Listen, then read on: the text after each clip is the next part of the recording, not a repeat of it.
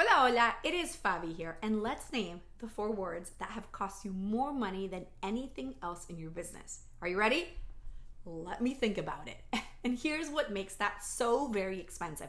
It's not that you hear it, it's what you do the second that you hear it, because in that moment, almost everybody runs for the same 3 things. Number 1, you soften the price. Number 2, you add a bonus. Number 3, you offer a payment plan. All of these are answers to a question that nobody asked you. They didn't say it was too expensive.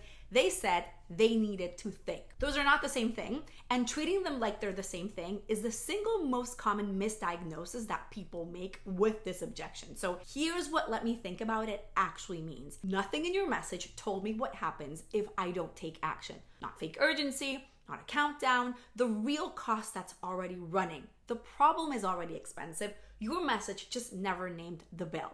So here's what I want you to sit with today. Let me think about it is not a decision, it is a filing. Your offer just got filed into a category, and it got filed before price even entered the conversation. In fact, it got filed before that person ever spoke to you in the first place. And once it's in that folder, nothing that you do on the call is going to get it out. Not the bonus, not the discount, not the follow-up sequence. The question then is who did the filing?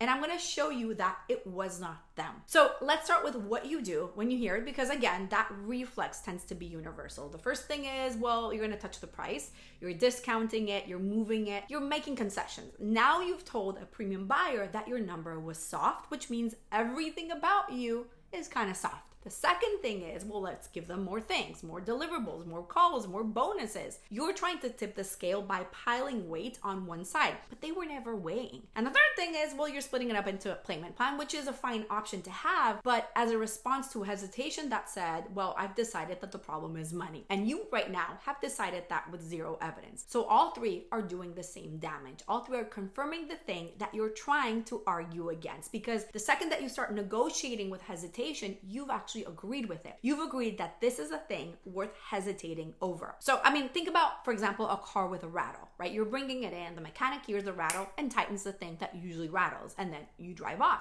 2 days later, the rattle is back. So you're bringing it again. He tightens something else. It comes back. This person's not incompetent. He's just fast. He's got a reflex, and the reflex is firing before he ever asks, well, what is actually loose? Meanwhile, the real problem has been the same thing the whole time. Sitting in a place that probably he never checked because he never stopped long enough to diagnose. He just kept treating the sound. Let me think about it for you is the sound, the discount, the bonus, the payment plan. Those are you tightening the wrong thing that are not really fixing the rattle. And you'll keep hearing that thing forever because nobody has looked at what's actually loose. When you negotiate with hesitation, you're not overcoming an objection, you're kind of agreeing with it. And here's how you know price was never the issue. Watch these same people go out and buy. That same person that 2 weeks ago told you they couldn't invest now spent $8,000 on a trip to Spain. They signed a new lease. They replaced their HVAC system. They paid a retainer without asking for a payment plan. They're not incapable of spending. They're incapable of spending on something that feels optional. Nobody deliberates for 3 weeks over the thing that they think is essential, and nobody moves fast on the thing that they think is nice. So if they're deliberating over you, they've already told you what category you're in. They're just doing it politely. So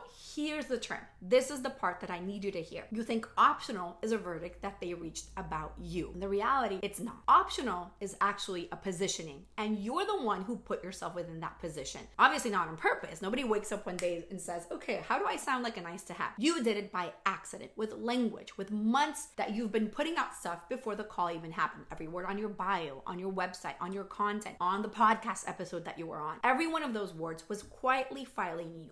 And by the time that somebody gets on the call with you, the filing has already been done. The call was just where you found out about it. So how does this work? Why does this happen? It's actually simpler than you think. Vague problem in, optional offer out. So if I'm saying I'm going to help you grow your business, I'm going to help leaders reach their potential, I help you get clarity. Every one of those things is describing something that is permanently important, but never really urgent. The brain has a folder for that, and that folder is called eventually. And eventually does not have a calendar.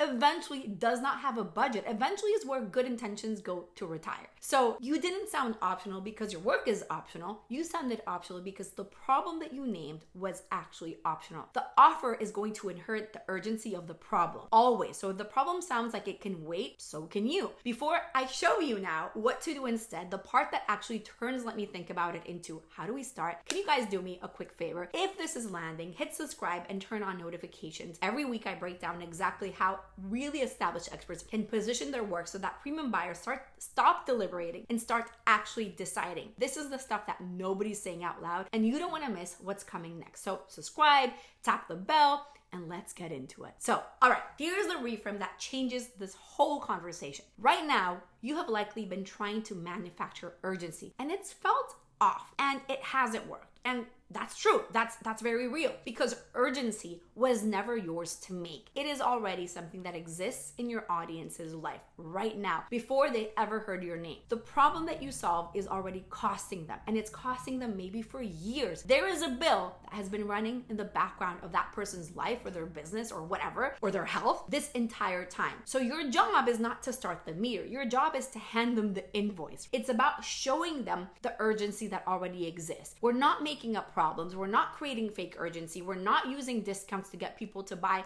We're speaking to the Monday morning problem that your buyer actually has right now. What they're already sensing is the urgency. We're putting it out loud. We're giving it a name, and we're making it really clear for them so that now they feel like, okay, I can see what this is costing me internally, externally, right now, not in 10 years if I don't solve it, but right now, what this is costing me, and then how your solution then becomes the antidote to that problem, the thing that truly resolves it. So what's creating urgency is not pressure. It's not a deadline. It's something that is really clear to them. That right now is your job. The problem is already expensive. Urgency isn't something that you're adding. It's the invoice that you're finally handing them. So what does it sound like to name the bill? It's not saying things like, in my case, right? Oh, your messaging could be stronger, right? Which is what I could say to make it sound like a nice to have. I would say something like instead, well, your positioning sounds like everybody else's, which means that the only thing left for buyers to make a decision is your price. And yes, you're winning on price, which means that you need 3 clients to make what 1 client should have made. You've been running a business at 3 times the labor for the same amount of revenue, and you've been doing this for years. That right there, this example that I just gave you, is way more specific, and the urgency is much more clear too. I didn't add a deadline. I didn't invent a consequence. I didn't create 1 ounce of urgency. I just counted what was already leaving. And here's the thing with that. Once somebody sees it, they cannot unsee it. You can't go back to not knowing what the real costs are, what the leak is costing you. That folder marked eventually doesn't hold anymore, because eventually now has a price tag attached to it. And the price tag is going up month after month. That right there is the need to have formula. You're naming the real problem so precisely that the cost of not solving it becomes visible and permanent. You don't overcome Let Me Think About It. You make it impossible to think. The thing is, you can't hear your own message the way that a buyer hears it, because what happens is that you're standing too close to it. You're writing it from inside your expertise, and it sounds sharp to you, and you have no way of knowing if it is landing on the eventually folder. So that right there is exactly what I do on the brand message assessment. It is a 15-minute call with me where I take a look at your messaging and I show you where your problem is named so vaguely people are filing it under the someday eventually folder, and the very specific way in which you can speak to your buyers so that what you do feels more like a need to have, so that people stop deliberating and start making decisions. So go to brandmessagesession.com to book the call with me, or you can find that in the description below this episode, and let me know in the comments, what is the bill that your ideal client is already paying, and have you ever actually said that number out loud? Make sure that you follow me on YouTube, on Apple Podcasts, on Spotify, and you find me everywhere at Fabi Paolini. I will see you next episode.